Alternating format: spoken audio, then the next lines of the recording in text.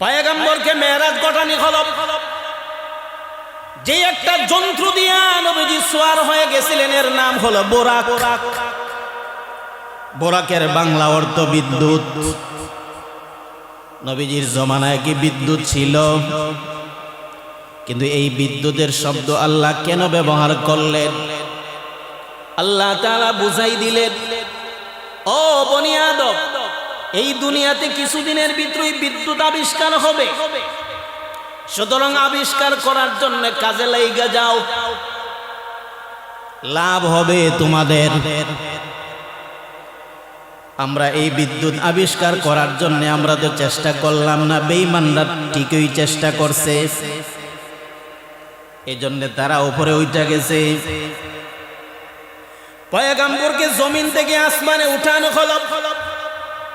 আমরা যে দাঁড়াইলাম, এই দাঁড়ানোর জন্য আল্লাহ কুদরতি ভাবে জমিন আর আসমানের মাঝখানে একটা শক্তি দিয়ে রাখছেন, এটার নাম মধ্য আকর্ষণ শক্তি। বর্তমান বিজ্ঞান বলে এই মধ্য আকর্ষণ শক্তি ফাড়ি দিয়া জমিন থেকে আসমানে যদি যাইতে হয়, তাহলে এমন একটা বিমান লাগবে, রকেট লাগবে, যেই বিমানের গতি হলো ঘন্টায় 25,000 মাইল। এই ঘন্টায় যদি 25,000 মাইল যাইতে পারে, তাহলে এই বেচারা আসমানে যাইতে পারবে। আল্লাহর পয়গম্বর আসমানে গেছেন। বর্তমান বিজ্ঞান বলে পয়গম্বর যেই যন্ত্রের উপর সওয়ার হয়ে আসমানে গেছিলেন, এটার স্পিরিট নিচের মধ্যে অন্তত ঘন্টায় 25 থেকে 30,000 মাইলের উপরে। কিন্তু হাদিস বলে পয়গম্বর যেই যন্ত্রের উপর সওয়ার হয়েছিলেন, এটার স্পিরিট হইল শুধুমাত্র 25,000 নয়, প্রতি সেকেন্ডে সেকেন্ডে 1 কোটি মাইলের উপরে। এই শব্দের মাধ্যমে আল্লাহ তাআলা দুনিয়ার মানুষকে জানাইলেন, অচিরেই মানুষ উপরে যাওয়ার জন্য চেষ্টা করবে। আর একটা আল্লাহ শিক্ষা দিলেন, অচিরেই এমন একটা জন্তু আবিষ্কার হবে, যেই জন্তু ঘন্টায় 5,000, 10,000, 30,000 মাইল যাইতে পারে। এটা নিয়ে গবেষণা করো। কিন্তু পৃথিবীর মানুষ, মুসলমান কোথায় গবেষণা করলো? কোরআন যদি ভার্সিটির ভিতরে হামায়, তাহলে এই মানুষগুলি ভালো হয়ে যাবে। এটার মন্ত্র হলো আমেরিকা, লন্ডন থেকে। এই মন্ত্র আমাদের দেশ থেকে দেওয়া হয় নাই। শুধুমাত্র পয়গম্বরের মেরাজ নিয়া বর্তমান স্কুল, কলেজ, ভার্সিটি যদি গবেষণা করে, তাহলে কি পরিমাণ বিজ্ঞান আল্লাহ এই মেরাজ দিয়েছেন, কল্পনার বাহিরে, কল্পনার বাহিরে। কিন্তু আমরা নিতে পারলাম না। যেমন লাভটা নিতে পারলাম না, তেমন লসটাও নিতে পারলাম না। বর্তমান দুনিয়ার একটা দেশের নাম সুপার পাওয়ার, আমেরিকা হলো বর্তমান দুনিয়ার সুপার পাওয়ার।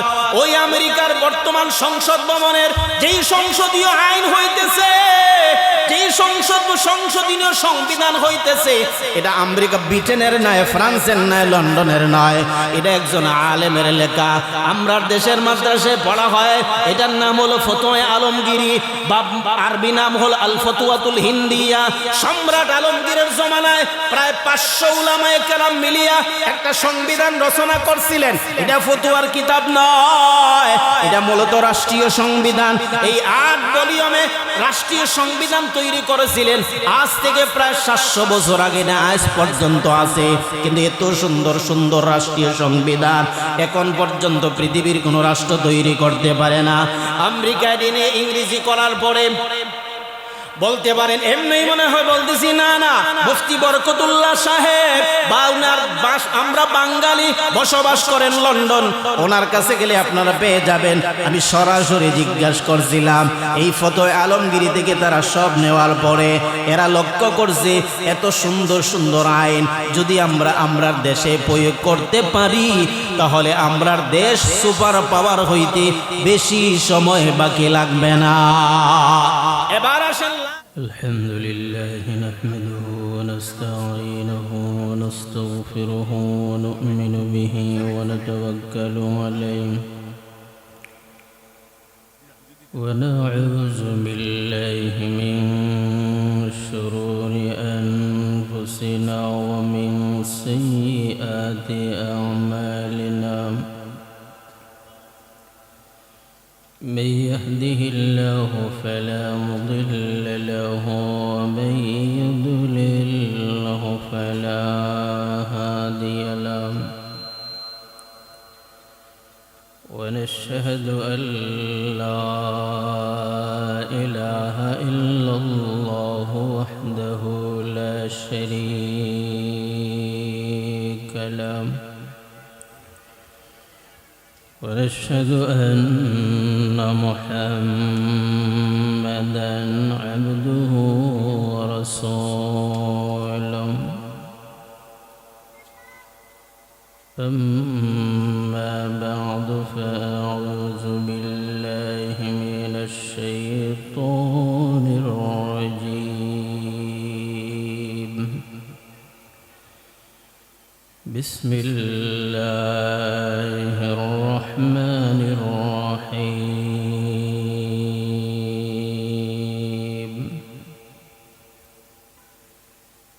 يا أيها الذين آمنوا اتقوا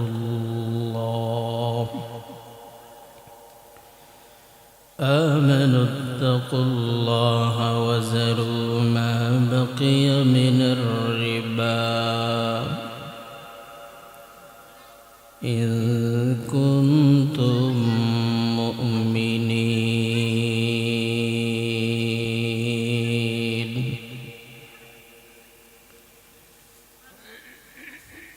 وقال رسول الله صلى الله عليه وسلم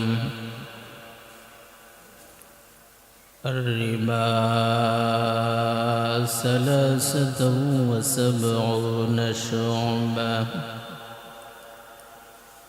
أيسرها أن ينكح الرجل أمه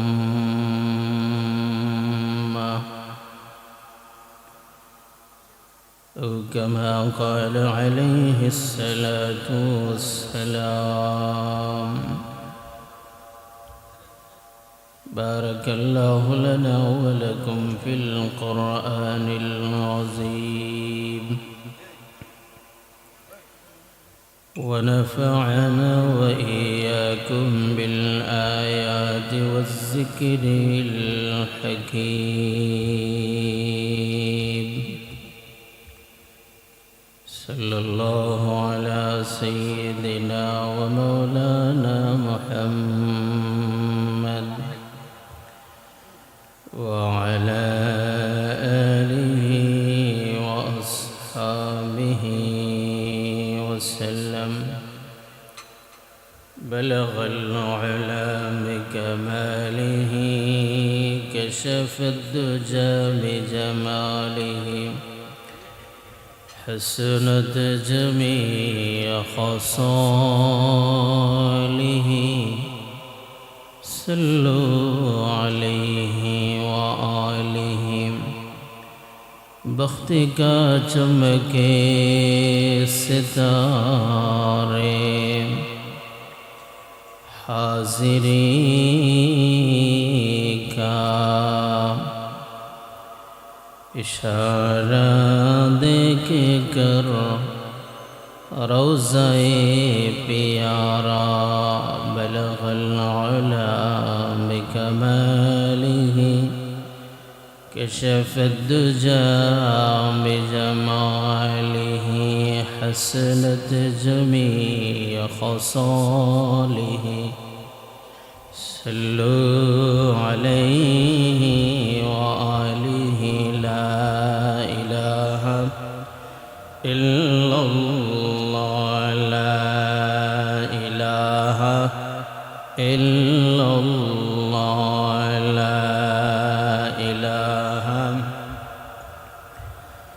لا إله اور إلا الله من قطانه. لا إله اور إلا الله من قطانه. देखियो क्या रमज़ है कुदरत की इस पैगाम में. ला इलाहा इल्लल्लाह ला इलाहा इल्लल्लाह ला इलाहा अब इजाफा गैर मुमकिन रब काबा की कसम। अब इजाफा गैर मुमकिन रब काबा की कसम। एक नक़्ता की भी गुंजाइश ने इस्लाम में। ला इलाहा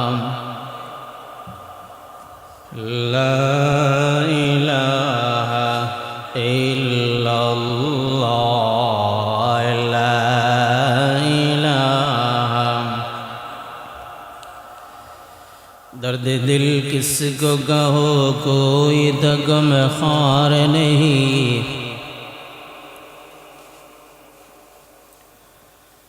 दर्द दिल किसको कहो कोई दगम खार नहीं। ऐ खुदा तेरे सिवा कोई मददगार नहीं। ऐ खुदा तेरे सिवा कोई मददगार नहीं। अज़ खौफ खुदा दिल में नहीं गैरत ईमान।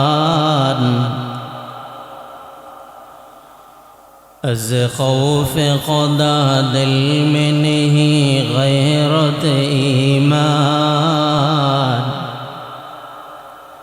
हम कैसे मुसलमान हैं, हम कैसे मुसलमान। हम कैसे मुसलमान हैं, हम कैसे मुसलमान। दुनिया के हमें फिक्र ही उक़बा का नहीं जान। दुनिया के हमें फिक्र ही उक़बा का नहीं जान। हम कैसे मुसलमान हैं, हम कैसे मुसलमान। हम कैसे मुसलमान हैं, हम कैसे मुसलमान। दिल मेरा तस्खीर किया एक अरबी ने। दिल मेरा तस्खीर किया एक अरबी ने। मक्की मदनी हाशिमी ओ मुत्तलबी ने। मक्की मदनी हाशिमी ओ मुत्तलबी ने।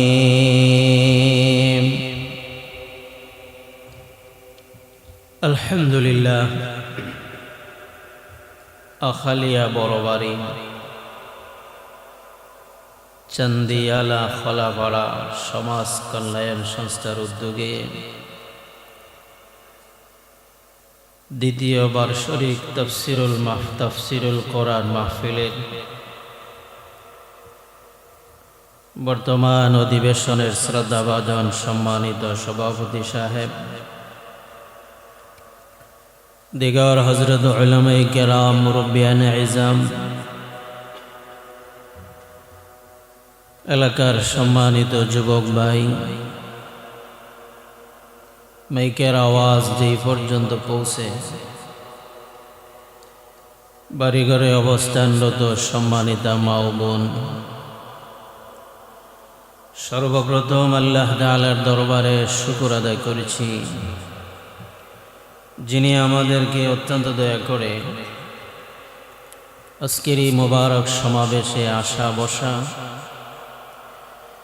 জাতির কর্ণধার উলামায়ে কেরামের জবান থেকে কোরআন ও হাদিসের আলোচনা করা এবং শোনার তৌফিক দান করলেন। এই জন্য আমরা বলিষ্ঠ কণ্ঠে হৃদয়কে উজাড় করে আল্লাহকে রাজি ও খুশি করার জন্য শুকর আদায় করেছি আলহামদুলিল্লাহ। নির্ধারিত বিষয়ের উপর আলোচনা করার জন্য কর্তৃপক্ষ আমাকে আদেশ করেছেন। এই জন্যে আমি আপনাদের সামনে পবিত্র কোরআন মাজিদের সূরাতুল বাকারার 278 নম্বর আয়াত, রাসূল করিম সাল্লাল্লাহু আলাইহি ওয়াসাল্লামের অসংখ্য হাদিস মুবারক থেকে সহিহ মুসলিম শরীফের একখানা হাদিস পাঠ করেছি।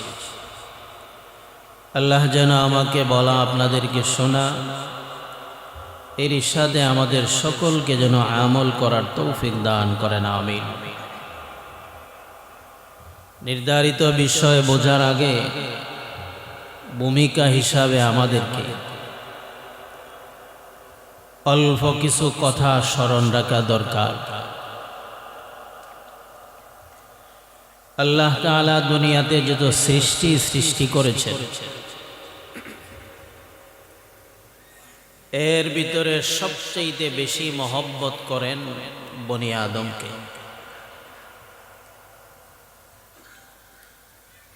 আল্লাহ তাআলার সৃষ্টির ভিতরে ফেরেশতা, জিন্নাত,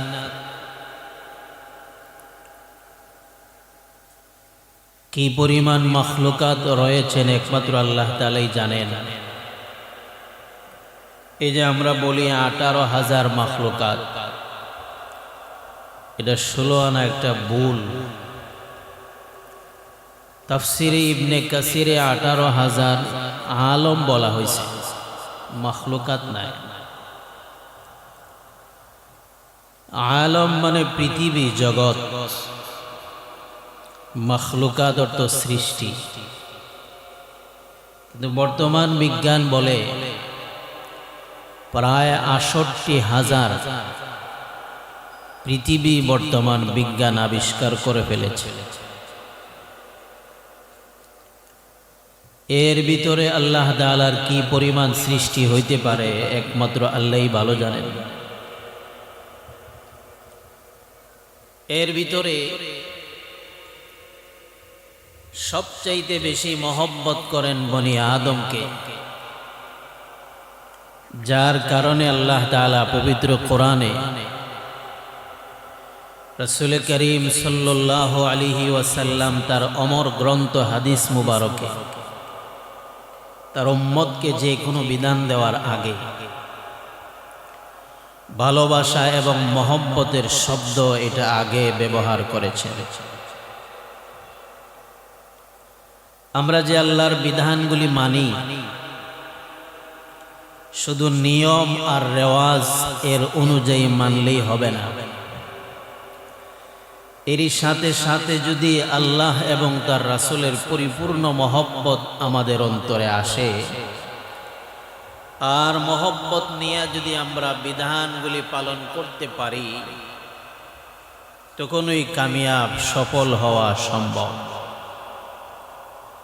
যেমন 5 ওয়াক্ত নামাজ আল্লাহ তাআলা ফরজ করে দিয়েছেন। আল্লাহ ফরজ করে দিয়েছেন এই জন্য পড়লাম, আর না হলে পড়ার কোনো দরকার ছিল না। এটা নিয়ম, না পড়লে সমাজে আমাকে ঘৃণার পাত্র হতে হবে, এই জন্য পড়ি। এমন যদি হয় বিধান পালন হবে ঠিক আছে, কিন্তু সওয়াব পাওয়া যাবে কিনা একমাত্র আল্লাহই ভালো জানে। আমি আপনি 5 ওয়াক্ত নামাজ এক তো আল্লাহর বিধান, দ্বিতীয় নম্বর এই বিধান আল্লাহ দিয়েছেন, অবশ্যই আমার জন্য লাভ আছে। এই ভালোবাসার মহব্বত নিয়ে নামাজ আদায় করতে হবে। আল্লাহ তাআলা বলেছেন এই গুনাহ করিও না। আল্লাহ বলেছেন না করার জন্য, এই জন্য করলাম না। এইটার মধ্যে খালিক আর মাখলুক, আল্লাহ এবং বান্দার মাঝখানে ভালোবাসা তৈরি হয় না। যখন আপনি আমার মনে এই বিষয় আসবে আল্লাহ বলেছেন এই গুনাহ কইরো না, এর দ্বারা অবশ্যই এখানে আমার কোনো লাভ আছে, আমার কোনো ফায়দা আছে, যার কারণে আমার আল্লাহ নিষেধ করেছেন। এই মনোভাব নিয়ে যখন গুনাহ থেকে বাঁচবেন, এই মনোভাব নিয়ে যখন বিধান পালন করবেন, অতি সহজে আল্লাহ আপনি আমার জিন্দেগিতে সফলতা দান করবেন। একবার সুবহানাল্লাহ বলেন। তার দুইটা নজির দিয়ে আমি আমার মূল বিষয়ের ভিতরে ঢোকার জন্য চেষ্টা করব। রাসূল করিম সাল্লাল্লাহু আলাইহি ওয়াসাল্লামের 1,24,000 সাহাবায়ে কেরাম, নবীর সাহাবায়ে কেরামের সংখ্যা প্রসিদ্ধ মত অনুযায়ী 1,24,000। এই দিকে আবার নবী রাসূলের সংখ্যা 1,24,000 সমান। এই জন্য আল্লাহ রাসূল এক হাদিসে প্রশংসা করে বলেন যে আমি ওই মালিকের প্রশংসা করি যেই আল্লাহ তাআলা আমাকে নবীদের যে সংখ্যা, এই সংখ্যা অনুপাতে আমি রাসূলকে সাহাবায়ে কেরাম দান করেছেন। এক সাহাবী আমর ইবনুল আস রাদিয়াল্লাহু তাআলা আনহু নবীজির সামনে যাওয়ার পর আল্লাহ রাসূল সব সাহাবীকে এইভাবে ভালোবাসতেন যে প্রত্যেক সাহাবী মনে করতেন রাসূল মনে হয় আমাকেই সবচেয়ে বেশি ভালোবাসেন। এটা আমাদের দ্বারা সম্ভব নয়। আমর ইবনুল আস নবীজির আচার ব্যবহার দেখে ভাবলেন মনে হয় রাসূল আমাকেই সবচেয়ে বেশি মহব্বত করেন। জিজ্ঞাসা করে বসলেন, ওগো নবীজি, সাহাবায়ে কেরামের ভিতরে আপনি কি শুধুমাত্র আমাকেই সবচেয়ে বেশি মহব্বত করেন? নবীজি বললেন না। উনি জিজ্ঞাসা করলেন, তাহলে সাহাবায়ে কেরামের ভিতরে সবচেয়ে বেশি মহব্বত ভালোবাসা কাকে করেন? নবীজি বললেন হযরতে আবু বকর। এই সাহাবীর মনে আসলো মনে হয় 2 নম্বর সিরিয়াল আমি হব। নবীজি জিজ্ঞাসা করলেন, সাহাবী 2 নম্বর কাহাকে ভালোবাসেন? রাসূল বললেন হযরত ওমরকে। সাহাবীর মনে মনে আশা আমি হয়তো 3 নম্বর সিরিয়ালে থাকব। আল্লাহর নবী বললেন 3 নম্বর সিরিয়ালে হযরত ওসমান। এই সাহাবী ডরে আর বয়ে আর কিছুই বলেন নাই যে আমার সিরিয়াল কোথায় যায় একমাত্র আল্লাহই জানেন। এই ডরে আর বয়ে জিজ্ঞাসা করেন নাই। তো নবীর ব্যবহারে এই সাহাবী মনে করতেন রাসূল মনে হয় আমাকেই সবচেয়ে বেশি মহব্বত করেন। এটা উম্মতের শিক্ষা। 1,24,000 সাহাবায়ে কেরাম, নবীজির সব সাহাবীর নাম আল্লাহ রাসূলের মুখস্থ ছিল। একবার সুবহানাল্লাহ বলবেন। আমাদের দেশে যে নির্বাচন, ওয়ার্ড নির্বাচন, একটা ওয়ার্ডে ভোটার সর্বোচ্চ 2,000, 3,000, 4,000, 5,000, এমন কোন মেম্বার সাহেব আছেন বলতে পারবেন আমার ওয়ার্ডের 4,000 ভোটার আছে, 4,000 ভোটারের নাম আমার মুখস্থ বলা সম্ভব? নবীজির সাহাবাইদের সংখ্যা 1,24,000। 1,24,000 সাহাবায়ে কেরামের নাম নবীজির মুখস্থ ছিল। শুধু মুখস্থ না, কোন একজন সাহাবীকে এক ওয়াক্ত নামাজে না দেখলে আল্লাহ নবী পাশের সাহাবীকে জিজ্ঞাসা করতেন আমার এই সাহাবী জোহরের নামাজে আসে নাই, কারণটা কি? নবীজির একজন বিশিষ্ট সাহাবী মারসাদ ইবনে আবিল মারসাদ আল গানামি, বাড়ি হলো মক্কায়। উনি শিক্ষিত সাহাবী ছিলেন, কবি ছিলেন, পবিত্র কোরআনের হাফিজ ছিলেন। আল্লাহ নবী যেই সময় নবী হইলেন এই সময় মক্কা শহরের শিক্ষার হার ছিল একেবারে কম, গোনাবাসা কয়েকজন। কোন কোন ইতিহাসের কিতাবে লেখা আছে মাত্র 17 জন পড়ালেখা জানতেন, মাত্র 17 জন। এর ভিতরে উনি একজন, মারসাদ ইবনে আবিল মারসাদ আল গানামি রাদিয়াল্লাহু আনহু। উনি মুসলমান হয়ে হিজরত করে রাসূলের সাথে গেলেন মদিনা শহরে।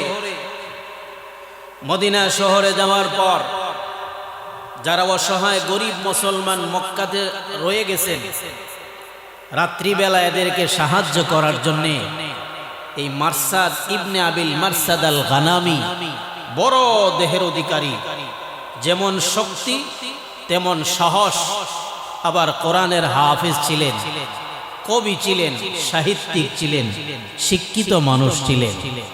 আল্লাহ নবী উনাকে বললেন, তুমি একটু সাহায্য করো, অসহায় গরিব যেই সকল মুসলমান মক্কাতে রয়ে গেছেন এদেরকে একটু নিয়ে আসেন রাত্রিবেলা। মক্কা থেকে মদিনার দূরত্ব 500 কিলোমিটার, প্রায় 250 মাইল। একদিনে আর 2 দিনে যাওয়া যায় না। এখন তো চট্টগ্রাম থেকে সিলেট আসতে মাত্র 8 ঘন্টা 10 ঘন্টা সময় লাগে, কিন্তু ওই জমানায় মক্কা থেকে মদিনায় যাইতে হলে 20 দিন 25 দিন সময়ের দরকার হইতো। আল্লাহর নবী মারসাদ ইবনে আবিল মারসাদ আল গানামিকে পাঠাইলেন, সাহাবী গরিব সাহাবীদেরকে সাহায্য করে রাত্রিবেলা গোপনে মক্কা শহর থেকে মদিনায় নিয়ে আসবা, এটা হলো তোমার দায়িত্ব। সাহাবী গেলেন। যাওয়ার পর মক্কা শহর থেকে আনুমানিক 10 থেকে 12 কিলোমিটার দূর। রাত্রিবেলা কার বাড়ি থাকবেন? বাড়িঘর তো নাই। হঠাৎ একটা বাড়ি পাইলেন, যেই বাড়িটা খুব সুন্দর, আবার মোটামুটি বড় বিল্ডিংওয়ালা বাড়ি। গভীর রাত্রে এই বাড়ির সামনে গিয়ে সালাম দিয়া বললেন, আসসালামু আলাইকুম। ঘরের ভিতরে এমন কেহ আসনি? আজকে রাত্রিবেলা আমি আপনাদের এখানে থাকবো, যে আমি মক্কা শহরে কোনো একটা কাজে আসছিলাম, ঠিক তাহাজ্জুদের সময় আবার চলে যাব। ঘর থেকে আওয়াজ নাই। কয়েকবার আওয়াজ দেওয়ার পর এমন একজন মানুষ বাইর হইলেন। উনি ছিলেন নারী, সুন্দরী নারী, খুবই সুন্দর মহিলা, অল্প বয়স্কা। এই নারীর সাথে এই মারসাদ ইবনে আবিল মারসাদ আল গানামির প্রেমের সম্পর্ক ছিল মুসলমান হওয়ার আগে।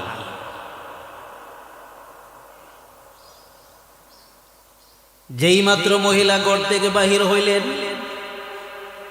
মারসাদ ইবনে আবিল মারসাদ আল গানামির চেহারা দেখেই মহিলা হাতে আসমানে পেয়ে গেলেন।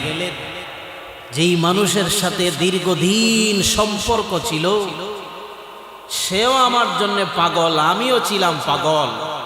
হঠাৎ করে ওই মানুষটা গেল কোথায়? দীর্ঘদিন মাঝখানে গ্যাপ, সাক্ষাৎ নাই। আল্লাহ উপরওয়ালা মনে হয় গাড়ে দইরা এই মানুষটারে গভীর রজনীতে আমার বাড়ির সামনে পাঠাইয়া দিছেন। মহিলা বললেন, ও মারসাদ, সারা জিন্দেগি চেষ্টা করলাম তোমাকে পাওয়ার জন্যে, না না, আমার মনের আশা পূরণ করতে পারি নাই, তুমিও তো তোমার মনের আশা পূরণ করতেই পারো নাই। ও মারসাদ, আজকে এমন একটা সুযোগ আসছে, এই জন্যে আসো, তোমার জন্যে আমার বাড়ি খোলা। সারা রাত্রে আমি আপনাকে মেহমানদারি করাবো এবং আমি আপনার সামনে আমার যৌবনের খাহিশ মিটাবো। আমার বাড়িতে আজকের জন্য কেহ নাই। আমার মা এবং বাবা মক্কা শহরে গেছেন, আজকে আসবেন না, আগামীকালকে আসবেন। সাহাবী মারসাদ ইবনে আবিল মারসাদ আল গানামি মহিলাকে দেখার পরে যেমন নাকি বাঘের সামনে পড়ে গেলেন, আসমান ভেঙ্গে উনার মাথায় পড়ে গেল। সাহাবী মনে মনে বলেন, না না, নবীর হাত ধরে আমি মুসলমান হয়ে গেছি। আল্লাহ তাআলা বলেছেন প্রেমের সম্পর্ক হারাম। এই জন্যে আজকের জন্যে যদি আমি না বাঁচতে পারি, জাহান্নামের আগুন আমার জন্য ওয়াজিব হয়ে যাবে। মহিলাকে বললেন ভিতরে যাও। ওই মহিলা ভিতরে গিয়া বিছনা ঠিক করতেছেন, সাহাবীর জন্য নাস্তা বানাইতেছেন। এই দিকে সাহাবী ঘর থেকে বাহির হইয়া এমন একটা দৌড় মারলেন, দৌড়তে দৌড়তে প্রায় 20 কিলোমিটার দূরে গিয়া আল্লাহ তাআলার দরবারে সজিদায় পড়িয়া কান্দে, মালিক আজকের জন্য আপনি আমাকে রক্ষা করেছেন।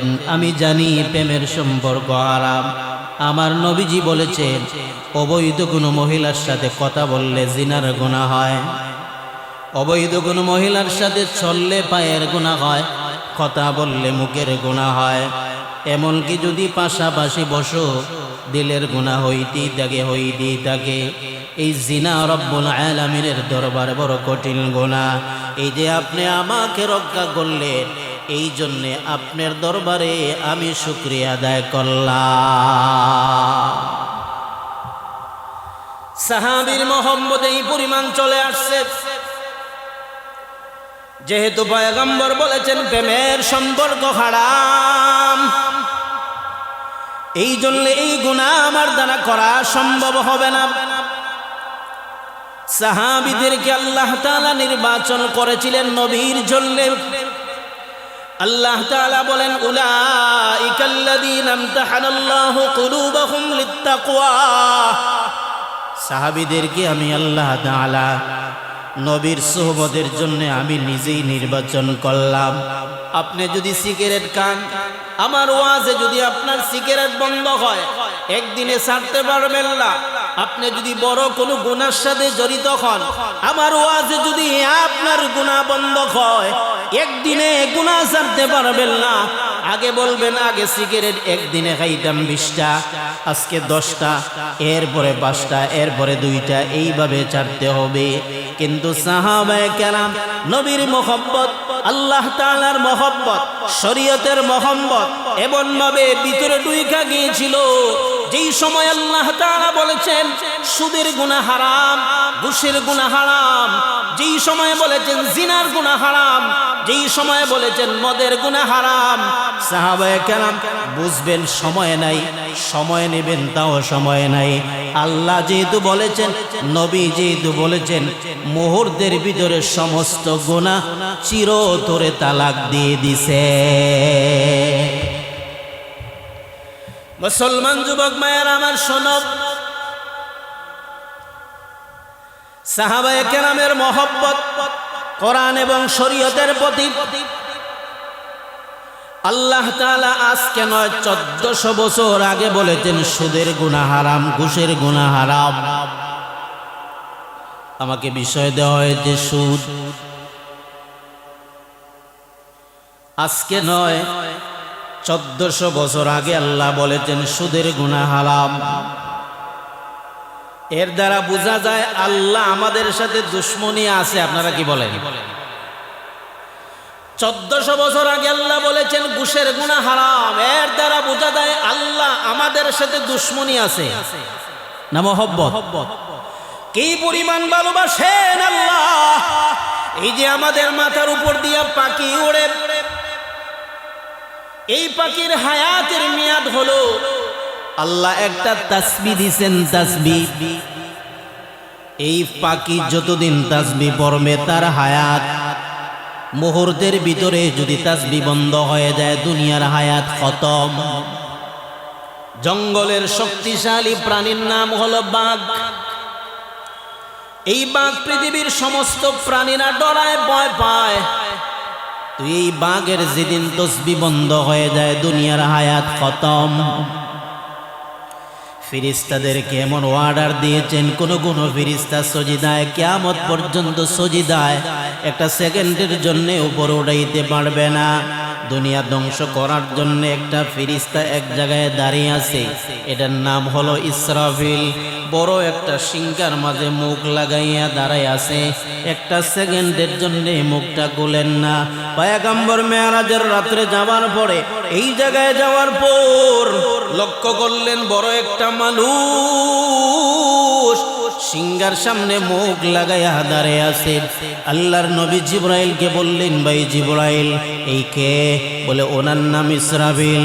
এত বড় সিংহার সামনে কেমনে দাঁড়াইলো? বলে এই সিংহায় ফু দিলে দুনিয়া ধ্বংস হয়ে যাবে। আল্লাহর নবী বললেন, সালাম দিব। জিবরাইল বললেন, সালাম দাও না। নবীজি সালাম দিলেন, কোনো জবাব নাই। দুইবার সালাম দিলেন, কোনো জবাব নাই।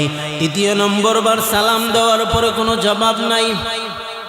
নবীজি বললেন, ভাই জিবরাইল, এই ফেরেশতারে সালাম দিলাম 3 বার, সালামের কোনো জবাব দিল না, আমার কোনো অপরাধ নেই।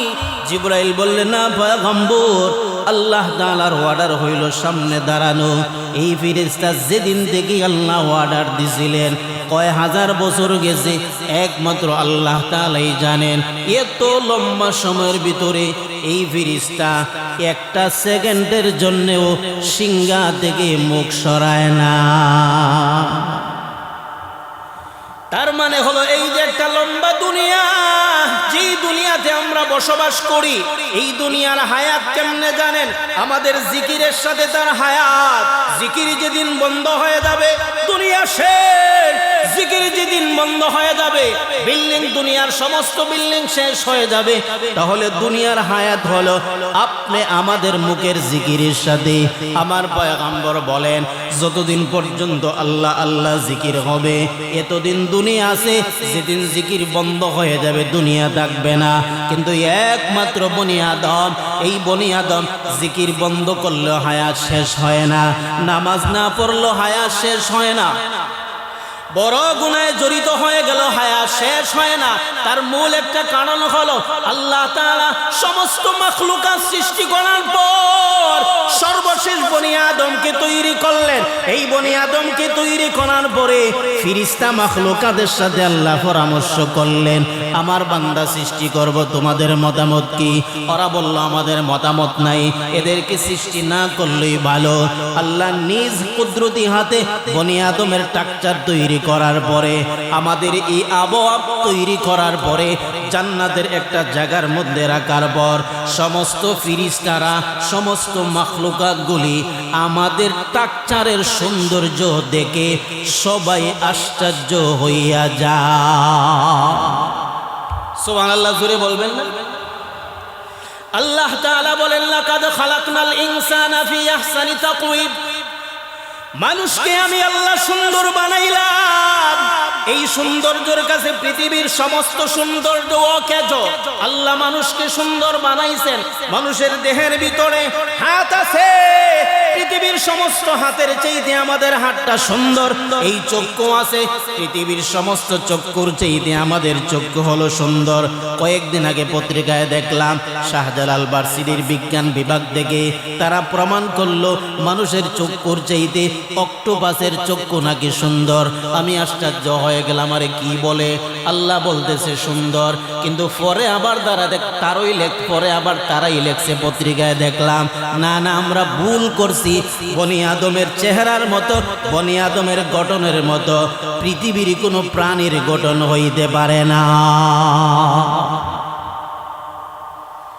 এর হ্যাঁ বলার পরে আমার আল্লাহ তাআলা বললেন, এত সুন্দর করে হুকুম দিয়া বানাই নাই, আমার নিজ কুদরতি হাতে বানাইছি। আল্লাহু আকবার, জোরে বলেন। খালাকাল্লাহু আদামা আলা সূরাতিহিল আসলিয়া। আল্লাহ তাআলা বনি আদমকে বানাইছেন নিজের সূরতে, না হয় তার ব্যাখ্যা হয় আল্লাহর কাছে যেই সূরত সবচাইতে পছন্দনীয়, এমন সূরত দিয়ে আল্লাহ বনি আদমকে বানাইছেন। বানানোর পরে ফেরেশতারা যেই মাত্র বললেন, এটা তো অপরাধ করবে, পাপ করবে, তাহলে আপনার লাভ হবে কি? আমার আল্লাহ তাআলা বললেন, চলো, যত বড় অপরাধ হয় না কেন, এই বান্দা যখন আমাকে সজদা করার জন্য জমিনে মাথা টেকাইবে, ওই সময় আমি আল্লাহ এদেরকে তৈরি করছি, তার সার্থকতা হাসিল হয়ে যাবে।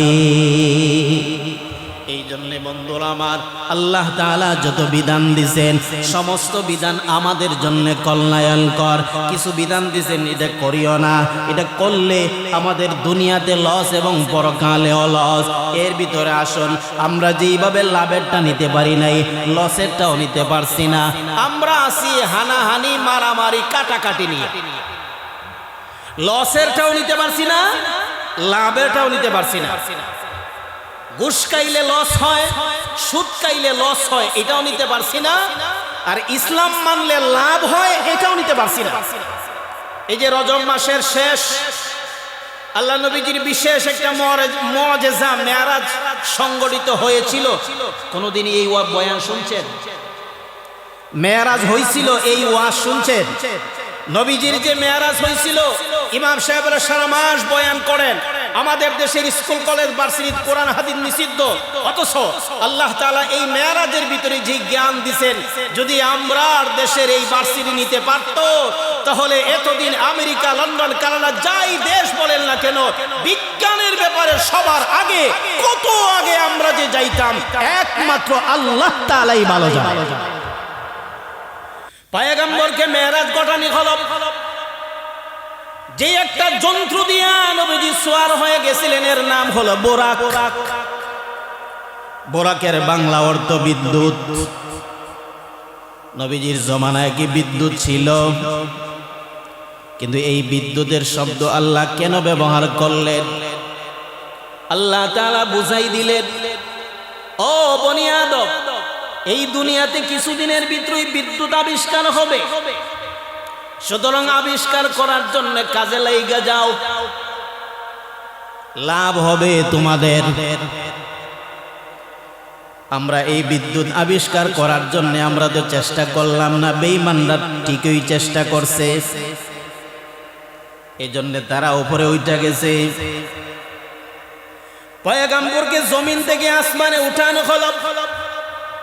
আমরা যে দাঁড়াইলাম, এই দাঁড়ানোর জন্য আল্লাহ কুদরতি ভাবে জমিন আর আসমানের মাঝখানে একটা শক্তি দিয়ে রাখছেন, এটার নাম মধ্য আকর্ষণ শক্তি। বর্তমান বিজ্ঞান বলে এই মধ্য আকর্ষণ শক্তি ফাড়ি দিয়া জমিন থেকে আসমানে যদি যাইতে হয়, তাহলে এমন একটা বিমান লাগবে, রকেট লাগবে, যেই বিমানের গতি হলো ঘন্টায় 25,000 মাইল।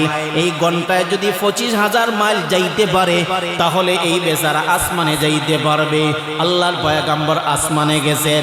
বর্তমান বিজ্ঞান বলে পয়গম্বর যেই যন্ত্রের উপর সওয়ার হয়ে আসমানে গেছিলেন, এটার স্পিরিট নিচের মধ্যে অন্তত ঘন্টায় 25 থেকে 30,000 মাইলের উপরে। কিন্তু হাদিস বলে পয়গম্বর যেই যন্ত্রের উপর সওয়ার হয়েছিলেন, এটার স্পিরিট হইল শুধুমাত্র 25,000 নয়, প্রতি সেকেন্ডে সেকেন্ডে 1 কোটি মাইলের উপরে।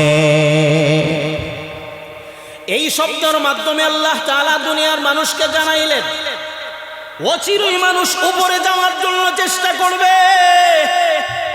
আর একটা আল্লাহ শিক্ষা দিলেন, অচিরেই এমন একটা জন্তু আবিষ্কার হবে, যেই জন্তু ঘন্টায় 5,000, 10,000, 30,000 মাইল যাইতে পারে। এটা নিয়ে গবেষণা করো। কিন্তু পৃথিবীর মানুষ, মুসলমান কোথায় গবেষণা করলো? কোরআন যদি ভার্সিটির ভিতরে হামায়, তাহলে এই মানুষগুলি ভালো হয়ে যাবে। এটার মন্ত্র হলো আমেরিকা, লন্ডন থেকে। এই মন্ত্র আমাদের দেশ থেকে দেওয়া হয় নাই। শুধুমাত্র পয়গম্বরের মেরাজ নিয়া বর্তমান স্কুল কলেজ ভার্সিটি যদি গবেষণা করে, তাহলে কি পরিমাণ বিজ্ঞান আল্লাহ এই মেরাজ দিয়েছেন, কল্পনার বাহিরে, কল্পনার বাহিরে। কিন্তু আমরা নিতে পারলাম না, যেমন লাভটা নিতে পারলাম না, তেমন লসটাও নিতে পারলাম না। বর্তমান দুনিয়ার একটা দেশের নাম সুপার পাওয়ার, আমেরিকা হলো বর্তমান দুনিয়ার সুপার পাওয়ার। ওই আমেরিকার বর্তমান সংসদ ভবনের যেই সংসদীয় আইন হইতেছে, যেই সংসদীয় সংবিধান হইতেছে, এটা আমেরিকা, ব্রিটেনের নয়, ফ্রান্সের নয়, লন্ডনের নয়, এটা একজন আলেমের লেখা। আমরা দেশের মাদ্রাসায় পড়া হয়, এটার নাম হলো ফতোয়া আলমগীরি, বা আরবি নাম হলো আল ফতওয়াতুল হিন্দিয়া। সম্রাট আলমগীরের জমানায় প্রায় 500 উলামায়ে কেরাম মিলিয়া একটা সংবিধান রচনা করছিলেন। এটা ফতোয়ার কিতাব নয়, এটা মূলত রাষ্ট্রীয় সংবিধান। এই 8 ভলিউমে রাষ্ট্রীয় সংবিধান তৈরি করেছিলেন। আজ থেকে প্রায় 700 বছর আগে না আজ পর্যন্ত আছে। কিন্তু এত সুন্দর সুন্দর রাষ্ট্রীয় সংবিধান এখন পর্যন্ত পৃথিবীর কোনো রাষ্ট্র তৈরি করতে পারে না। আমেরিকায় দিনে ইংরেজি করার পরে বলতে পারেন এমনি মনে হয় বলতেছি, না না, মুফতি বরকতুল্লাহ সাহেব বা উনার আমরা বাঙালি বসবাস করেন লন্ডন, ওনার কাছে গেলে আপনারা পেয়ে যাবেন। আমি সরাসরি জিজ্ঞাসা করছিলাম, এই ফতোয়া আলমগীরি থেকে তারা সব নেওয়ার পরে এরা লক্ষ্য করছে এত সুন্দর সুন্দর আইন যদি আমরার দেশে প্রয়োগ করতে পারি তাহলে আমরার দেশ সুপার পাওয়ার হইতে বেশি সময় বাকি লাগবে না।